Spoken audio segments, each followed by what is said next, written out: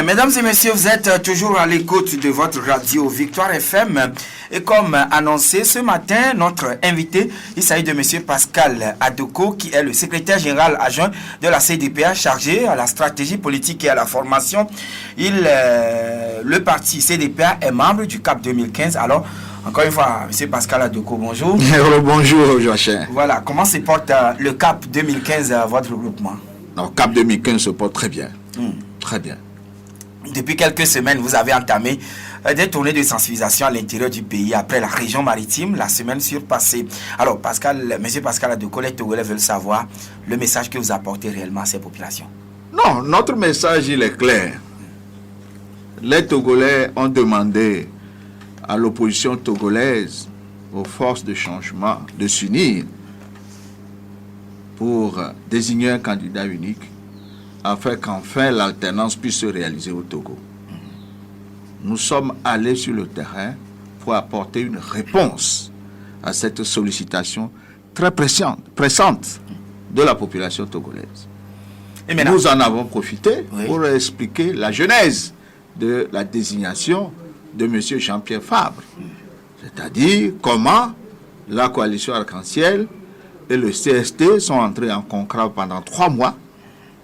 Et au cours du conclave, comment 2 partis ont quitté le conclave quand l'agenda devrait porter sur la désignation du candidat unique, comment 8 partis politiques ont pu enfin désigner M. Jean-Pierre Fabre comme candidat unique. Et la population a bien accueilli la nouvelle. Voilà pour l'essentiel ce que nous avons dit. Nous avons également profité de la situation pour expliquer aux populations les enjeux liés aux réformes. Les populations ont salué les efforts de CAP 2015 pour obtenir ces réformes, que ce soit par le couloir de l'Assemblée nationale, que ce soit par les manifestations publiques. Nous avons fait ce que nous avons pu pour obtenir ces réformes. On s'est heurté au refus d'unir, nous avons expliqué ça. Nous avons également profité de l'occasion pour préciser aux populations que curieusement, il y a certains de nos amis qui avaient estimé qu'il fallait quitter le conclave au moment de désigner le candidat unique, qui ont estimé que, si on n'a pas eu les réformes, c'est également la faute de CAP 2015. Et quand nous avons expliqué... Vous faites allusion donc au cas, notamment. J'explique ce qui s'est passé et le peuple des profondeurs, quand nous leur avons expliqué les positions des uns et des autres, ont estimé que nous avons raison. Parce que nous leur avons expliqué le fait que le mandat de président de la République du Togo était devenu un compte d'apothicaire où on se dispute de chiffonnier, 2, 3, 4, 5, 6, etc. On a estimé que pour éviter ces querelles inutiles, il suffisait de remettre l'impérium, qui a toujours été celui de la Cour constitutionnelle, de trancher quant à celui qui, au regard de la loi que les Togolais se sont donnés en 1992, quels sont ceux qui méritent d'aller aux élections à telle ou à telle date. Et je ne comprends même pas qu'aujourd'hui, une certaine classe politique, ajoutée même à une certaine classe médiatique, parce que là aussi, c'est quelque chose que j'ai remarqué, qui me surprend, qui pense que la position que nous avons défendue est la mauvaise position, ça a empêché les réformes. Je ne comprends pas. Vous êtes dans un pays de droit, vous faites une loi pour le pays. On sait que la dernière fois, est-ce que tout le monde n'a pas déposé ces dossiers? Tout le monde dépose ses dossiers et la Cour devait trancher. Et le monsieur Fogna-Sigbe devait s'attendre à avoir 0 mandat, à avoir 5 mandats, ou 1 mandat, ou 2 mandats en fonction de la loi. Alors, je ne comprends pas pourquoi on jette l'anathème sur nous. On l'avait expliqué, mais une certaine manière de faire la politique au Togo donne l'impression que c'est ceux-là même plutôt qui ont raison, qui ont eu tort. Nous avons expliqué aux populations. De toute façon, aujourd'hui, c'est clair dans la mentalité de la population que chaque parti politique ou regroupement de partis politiques veut tirer le drap de son côté. Maintenant, tout porte à croire que les populations se mobilisent davantage à l'intérieur du pays pour venir vous écouter, contrairement à ce que nous avons vu récemment à Lomé. Alors, dites-nous les pesanteurs qui militent en votre faveur dans le Togo profond. Non, le Togo profond est un peuple qui, avec sa raison, a accueilli les informations qu'on leur apporte. Aujourd'hui, l'ambiance à Lomé est polluée. On ne comprend rien. Il y a plusieurs écoles.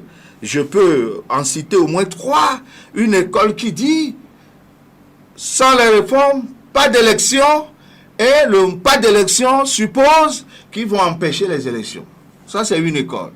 Une école qui dit, pas de réforme, pas d'élection, mais nous ne devons pas décourager ceux qui veulent aller à l'élection. Nous ne devons pas appeler le peuple à ne pas aller voter.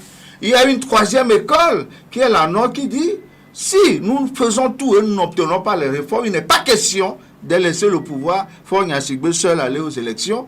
Et c'est notre thèse. Quand vous mettez ces 3 thèses bout à bout, le peuple choisit. Il dit, nous avons été mordus par 2 fois au moins par le serpent et nous devons craindre les vers de terre. Il n'est pas question de boycotter. Il y a même une école qui ne fait rien pour les réformes, mais qui passe de maison en maison, de village en village, pour dire aux populations, c'est le boycott, n'allez pas voter. Mais voilà la situation du Togo. Et quand la population de Lomé vit tout ça tous les jours, cette population est troublée. Nous pensons que avec un peu de temps, cette population va retrouver sa sérénité. Donc ce sont ces différentes thèses ou disons positions qui sont en train de motiver, démobiliser un peu ou pousser au relâchement au niveau de la mobilisation des populations ici. Non, on n'a pas relâché la mobilisation, mais la population est troublée. Vous-même, vous le savez, dans votre voisinage, les gens se posent des questions. Mais quelle est cette affaire? Et c'est d'ailleurs la première fois qu'on a cette situation au Togo. C'est la première fois qu'on a cette situation au Togo où il y a une multitude de draps que les gens tirent d'un côté comme de l'autre et le peuple est déboussolé. Est-ce que cela ne donne pas raison au constat de Afrobaromètre qui disait que les partis politiques se préoccupent beaucoup plus de leurs intérêts que de l'intérêt général du peuple? Je suis tenté de dire quelque part oui, parce qu'aujourd'hui, nous sommes plutôt dans une guerre de positionnement des partis politiques au lieu d'être dans la guerre pour obtenir et les réformes, et surtout pour aller gagner les élections et obtenir l'alternance. Voilà, c'est des guerres de positionnement, c'est une situation surprenante. Souvenez-vous, Joachim, on ne l'évoque pas assez, en 1994, il y a eu des élections législatives dans ce pays. Des partis politiques comme la CDPA, comme l'UFC à l'époque, ont refusé d'y aller. Avaient boycotté. Le CAR et l'UTDI ont participé. Et le cas l'avait emporté. Voilà. Et je vais vous dire quelque chose. Il y a un élément important que j'ai gardé en mémoire. C'était à 2 tours. Et le deuxième tour, Maître Ajavon Zeus, de l'UTD à l'époque, était en ballottage avec, j'oublie un peu son nom, mais du RPT. Et vous vous rendez compte, même ceux qui ont appelé au boycott ont demandé à leurs militants d'aller barrer la route. Au RPT à l'époque, et les gens se sont levés, et au deuxième tour, les gens se sont levés pour barrer la route, et M. Ajavon Zeus a été élu député. Donc, je voudrais quand même saluer M. Ajavon Zeus ici, parce que la dernière fois je l'ai écouté, il n'a pas partagé les thèses des extrémistes qui disaient que s'il en est ainsi, nous allons demander à la population de ne pas aller voter. Ce n'est pas normal. Et je voudrais dire à cette thèse-là... Oui, ce qui est sûr, puisque vous êtes déjà engagé dans la course électorale, mais vous ne pouvez plus appeler au boycott. Non, nous n'avons jamais mis le boycott dans notre agenda, parce que nous connaissons le régime avec lequel nous avons affaire. Si tel est le cas, au regard des conditions dans lesquelles le scrutin se prépare actuellement, est-ce que CAP 2015 dispose vraiment des leviers nécessaires pour un déclic de l'alternance au soir du 15 avril? J'ai d'abord une première remarque à faire avant de répondre à cette question. La première remarque que je voudrais faire, et ça c'est une supplique que j'adresse à la classe politique togolaise de l'opposition, ce n'est pas normal de mettre le fait de se battre pour obtenir pour que les élections ne se déroulent pas, ou pour obtenir les réformes, je ne sais pas dans quel agenda les gens se trouvent, mais l'un des deux n'est jamais opposé à la thèse que si les réformes ne se font pas, il faut aller aux élections. Vous comprenez? Et je voudrais dire donc à mes frères que le temps est venu, hein, que le tigre continue de proclamer sa tigritude, qu'il attrape sa proie. Et je leur dis, même les meilleurs tigres, il peut leur arriver de rater leur proie. Et en ce moment, l'agenda de CAP 2015 permet de traquer le gibier et d'obtenir l'alternance. Qui ne l'oublie jamais. Mais si aujourd'hui, parce qu'ils sont des tigres, ils peuvent attraper leur proie, vous pensez que moi je serai mécontent? Je vais applaudir de 10 000 mains. Je serai content aussi et le peuple sera délivré. Mais qu'on ne se dise pas qu'on compte sa tigritude, qu'on le proclame sans encore attraper la proie et empêcher les autres d'avoir un plan B qui permet, le moment venu, de libérer le peuple. Maintenant, vous avez posé une question essentielle en disant quels sont les atouts dont nous disposons pour aller aux élections. Vous savez, aller aux élections, c'est un combat permanent de tous les jours. Et personne n'en dort. Et je vais vous dire que le combat que nous menons pour la transparence des élections est un combat jusqu'à la dernière minute. Vous savez, en 2013, c'est avec difficulté qu'on est allé aux élections. Nous n'avions même pas participé à l'inscription sur les listes à l'époque. Parce que nous étions toujours dans la même logique d'aujourd'hui de tout faire pour obtenir les réformes avant toute élection. Quand nous sommes venus vers ces élections-là, nous avons dit que la liste était corrompue. Je parle de la liste de 2013. Oui.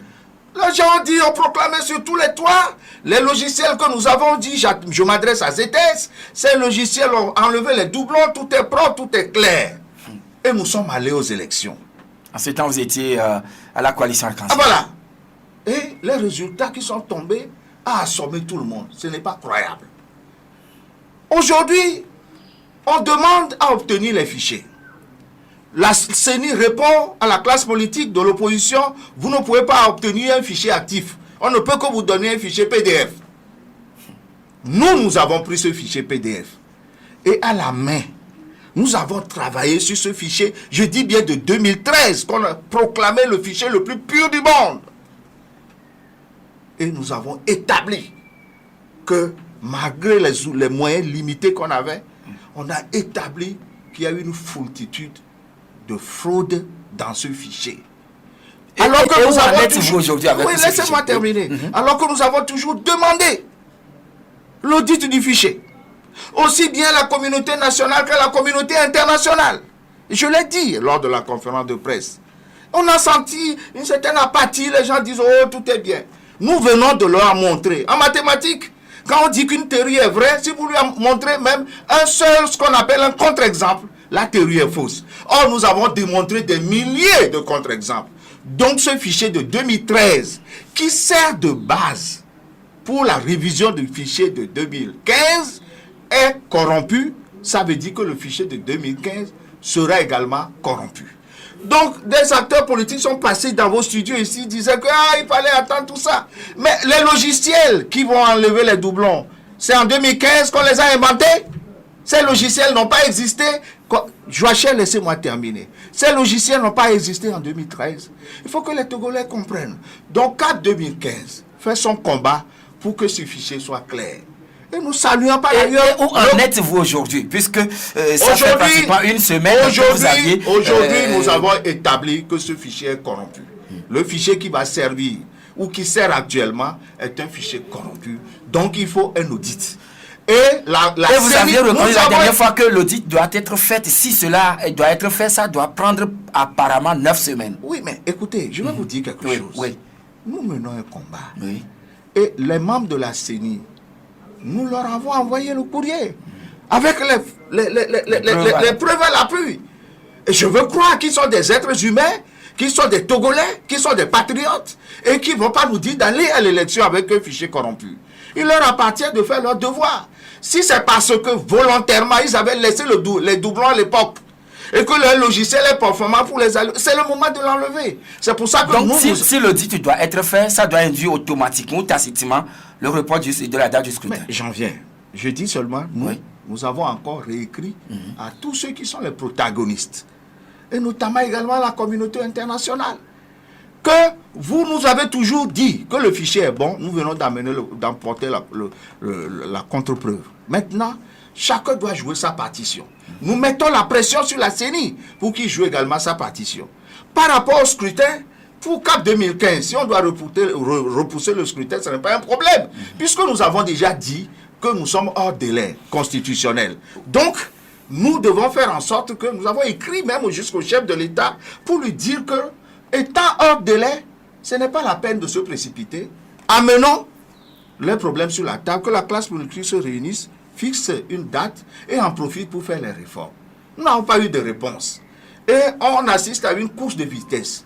Mais nous nous disons à CAP 2015, quel que soit le schéma que UNI veut adopter, c'est pied à pied que ça va se faire. Il n'y aura pas de boycott. Il n'y aura pas de boycott et c'est pied à pied. Autrement dit, dans les conditions actuelles, c'est-à-dire avec ce fichier, même si oreille attentive n'est accordée à votre demande à la CENI de revoir ou carrément de purger le fichier électoral des doublons, alors ça voudra dire que vous irez quand même dans ces conditions. Je ne veux même pas imaginer un seul instant que la CENI va garder les doublons pas devant lui. Ce n'est pas possible. Et aller dans les conditions aux élections. Ce n'est pas possible. Mais si c'est fait. Attention, CAP 2015 est une force. Et il ne faut pas croire que parce que CAP 2015 se met dans la posture de gens capables de diriger un pays, qu'il faut croire que CAP 2015 ne peut pas bousculer ce qui se passe. Il faut faire extrêmement attention. C'est un chat qui dort. Attention. Alors, je voudrais tout simplement dire que nous sommes ici, nous demandons que les choses se fassent dans les règles de l'art. Le fichier est corrompu, nous en avons apporté la preuve, nous n'avons pas de doute que les gens y travailleront. Nous avons appelé la communauté internationale de s'impliquer, et je crois que quelque chose sera fait. Mais qu'on nous dise que rien ne sera fait, en tout cas ça m'étonnerait. Ça veut dire que les gens ils cherchent des histoires. Et tel que CAP 2015 aujourd'hui est en train de demander, de réclamer à corps et à cri que le fichier électoral soit totalement dépossédé ou bien dépoussiéré de tout ce qui est doublon, est-ce que cela ne donne pas raison au Front Tchoboué qui de son côté appelle à l'arrêt carrément du processus électoral pour une transition politique dans le pays? Je vous ai déjà expliqué que les deux positions ne sont pas antinomiques.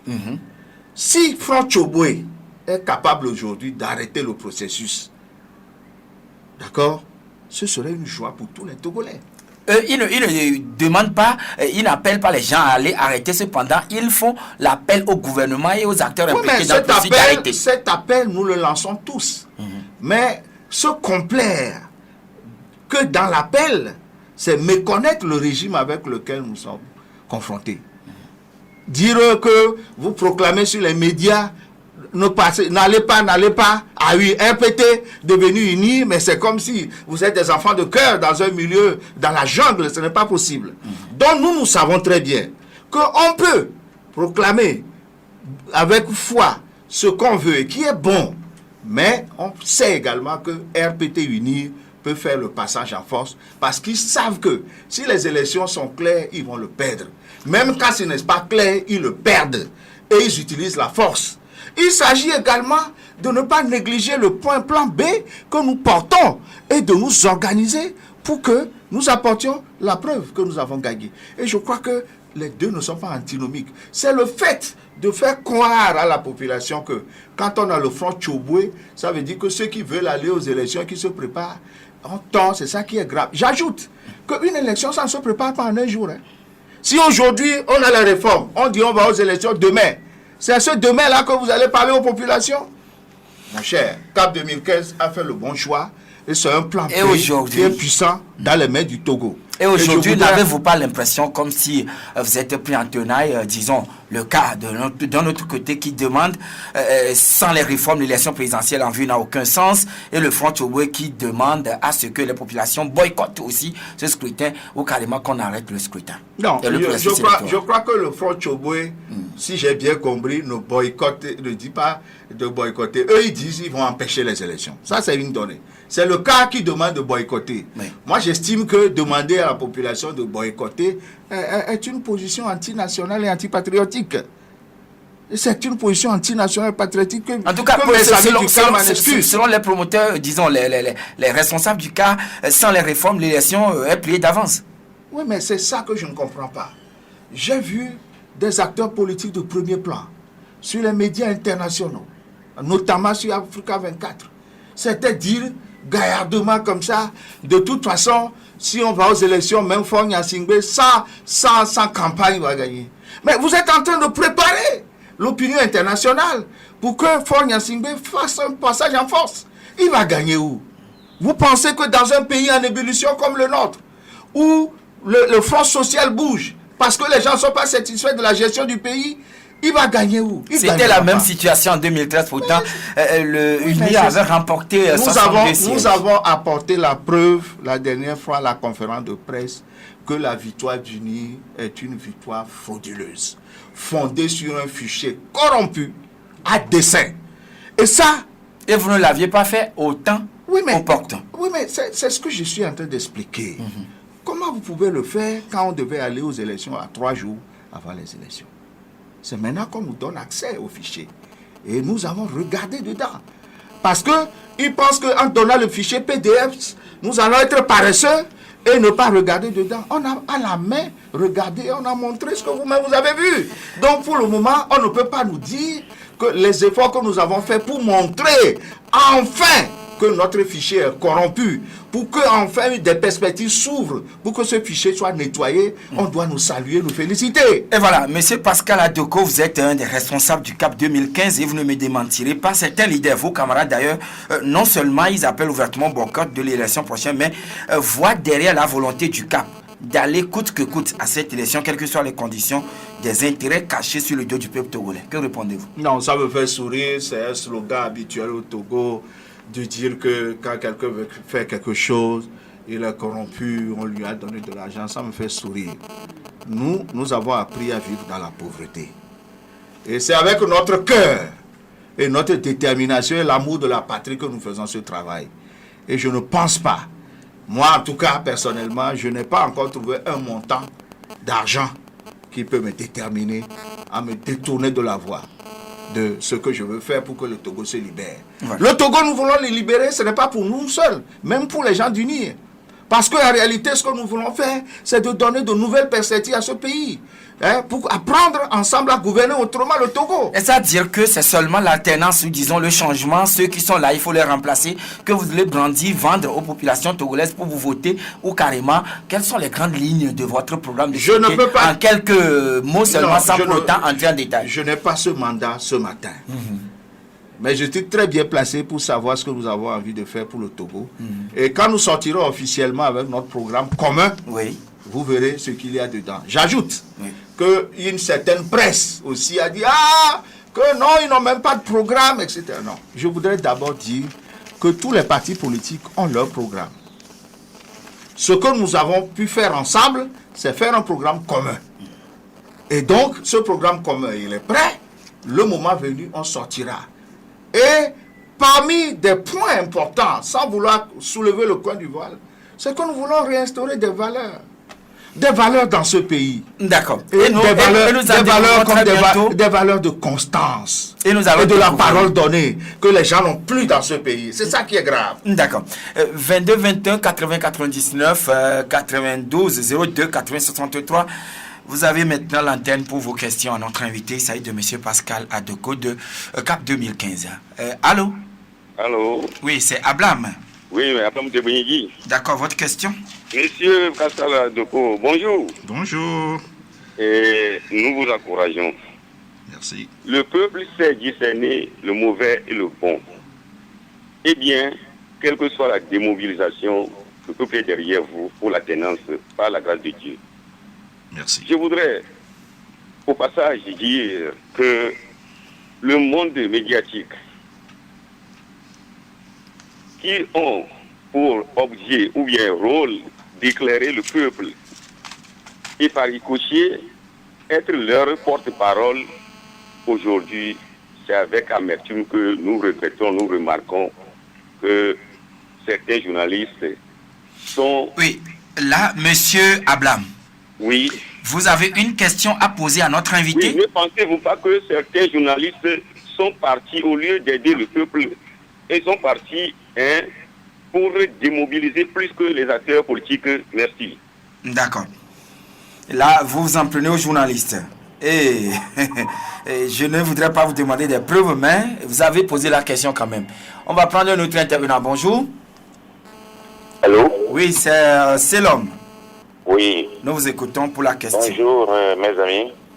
Bonjour. Je voudrais dire à M. Pascal Adoko que s'ils vont à l'intérieur du pays, comme ils disent qu'ils sont acclamés, il faut qu'ils disent quand même un peu de vérité aux populations.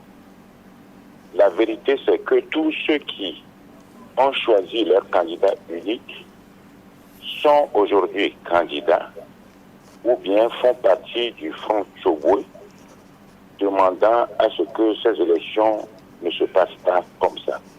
La deuxième vérité est qu'ils ont constaté que le fichier est corrompu et que c'est sur la base de ce fichier corrompu que le corps électoral est convoqué. On ne peut pas convoquer le corps électoral avant de nettoyer le fichier.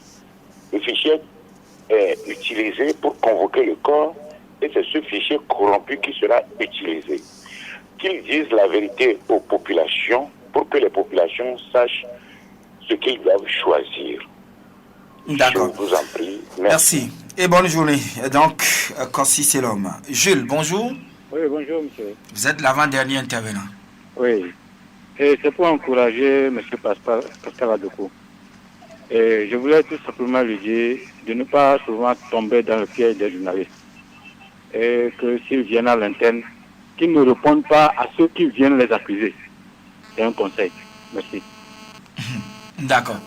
Allô? Allô? Oui, monsieur Kolani.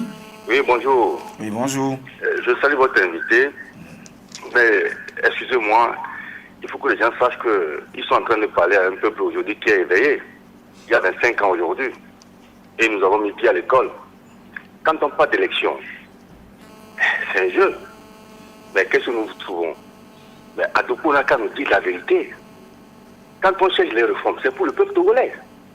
Le pays nous appartient tous, le Togo. Mais quand vous dites que le parti au pouvoir, on le connaît, il a ceci, il a ceci par rapport à quoi? Par rapport à qui? C'est nous, le peuple. Ce que nous voulons, c'est ce qui doit se passer. Nous voulons des élections propres et transparentes. Nous voulons qu'on fasse des réformes. Sans les réformes, nous n'allons pas boycotter, mais il n'y aura pas d'élection. Cela veut dire qu'il faut qu'on respecte les institutions. Le gouvernement ne peut seul aujourd'hui organiser les élections. C'est pour vous dire que à M. Adoko, personne n'appelle le boycott, mais nous allons mettre la pression pour que ces élections soient claires et pas que ça soit organisé unilatéralement par le gouvernement. Donc prenez les dispositions pour qu'on puisse organiser les élections dans une transparence et non aller dans ces conditions-là. D'accord, merci. Voilà, monsieur Pascal Adoko, les uns les autres, notamment, il y a beaucoup de questions qui se recoupent, qui parlent véritablement des journalistes. Est-ce que les journalistes vous ont apparti, ou bien les journalistes s'attaquent à vous, ou bien c'est leurs questions, c'est leur développement, leurs analyses qui vous posent problème? Et puisque deux auditeurs étaient revenus sur cet aspect. Non, vous savez, dans un espace médiatique libre, les gens ont leur position. Et je puis vous assurer que ce n'est pas toujours la position défendue par X que Y va soutenir. Donc pour nous, nous écoutons les avis. Il y a des gens qui donnent l'impression qu'ils veulent remplacer même les acteurs politiques. Mais tout ça aussi, ça fait partie d'un processus d'apprentissage. Donc je pense que moi, je ne veux pas faire de polémique autour de cette question-là. Si un journaliste me pose une question, je lui donnerai la réponse. S'il donne un point de vue qui, à mon sens, n'est pas ce qu'il faudrait, si je peux lui parler, je lui parle. Si je ne peux pas lui parler, je le laisse faire, en me disant que de toute façon, le peuple a la jugeote. Comme d'ailleurs un auditeur l'a dit tout à l'heure, et il jugera. Donc je ne veux pas... Et ce qui est sûr, sans les médias, nous ne pouvons rien faire. Vous ne pouvez jamais les porter loin. Je vous donne, ça, il faut si que ce je soit vous clair. donne le projet que nous avons pour les médias, le moment venu, vous le saurez. D'accord. Si vous êtes à l'intérieur du pays, il faut quand même prendre soin de dire la vérité aux populations par rapport au Front Tchoboué, et parler également du fichier électoral, puisque le corps électoral ne devrait pas, selon Kossi, être convoqué avant que le fichier électoral ne soit dépoussiéré de tous les doublons. Non, je veux rassurer M. Kossi, je crois, que nous disons exactement la même chose. nous disons exactement la même chose. Je m'explique. Nous n'allons pas devant les populations pour les dire nous étions 10 et que c'est 10 qui ont désigné M. Jean-Pierre Fabre.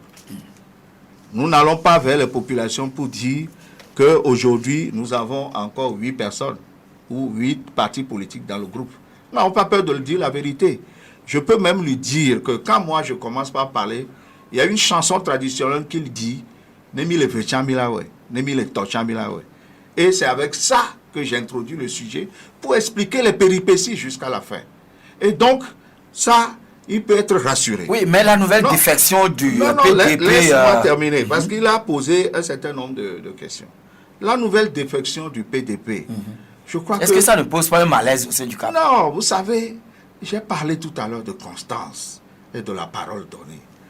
Bon, si mon grand frère Bassavi Kagbara estime qu'il est un homme d'affaires et que, compte tenu de son engagement, ses affaires vont péricliter et il fait l'option de choisir ses affaires au détriment du Togo, qu'est-ce que vous voulez que je dise? Non, au détriment du militantisme politique. Oui, c'est le Togo. Puisque c'est une option. Il est président fondateur, entre guillemets, il a pris une décision solitaire. Je veux espérer que très bientôt, il ne va pas se retrouver sans militant. Mais ça, c'est son problème. Maintenant, par rapport au fond, à ceux qui, maintenant, ont choisi Jean-Pierre Fabre et qui sont devenus candidats, ils connaissent leur péripéties. Il n'y a qu'un seul cas, à ma connaissance. C'est M. Jerry Tama. Il a expliqué par le fait qu'il a quitté Arc-en-Ciel, contrairement à ce qu'il dit, c'est lui qui a quitté Arc-en-Ciel en écrivant qu'il suspend, comme l'autre, sa position à Arc-en-Ciel et qui est parti. Donc, à partir de ce moment-là, nous ne pouvons pas dire, bon, on va l'embastiller pour ça. Mais rapidement, par rapport à M. Kolani, personne ne dit de boycotter, mais les réformes pour que le scrutin soit transparent.